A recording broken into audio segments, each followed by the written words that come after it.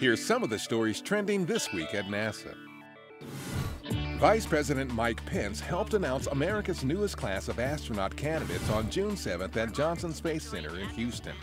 The Vice President joined Acting Administrator Robert Lightfoot and Johnson Center Director Ellen Ochoa in welcoming members of the 2017 class, who were selected from more than 18,000 applicants.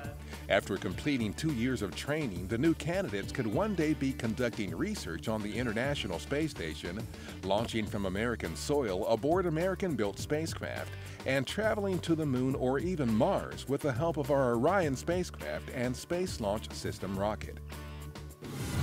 On June 8th, Acting Administrator Lightfoot testified on Capitol Hill about the $19.1 billion fiscal year 2018 budget proposed for the agency by President Trump.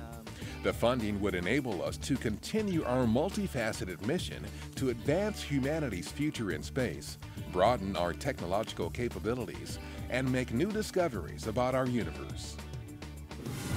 On June 6th, we demonstrated the unmanned aircraft systems traffic management technologies that we're developing to help the FAA integrate small unmanned aircraft, also known as drones, into the national airspace.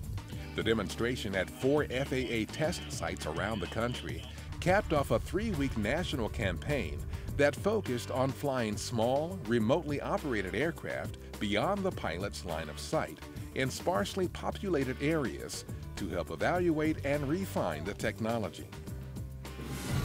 The SpaceX Dragon cargo spacecraft that launched to the International Space Station on June 3rd from Kennedy Space Center in Florida arrived 2 days later.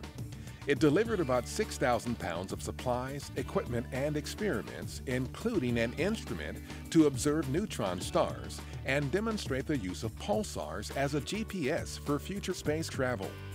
Meanwhile, on June 4th, Orbital ATK's Cygnus spacecraft left the station 44 days after delivering about 7,600 pounds of cargo. That Cygnus, named after late NASA astronaut and U.S. Senator John Glenn, is scheduled to burn up in Earth's atmosphere over the Pacific Ocean June 11th.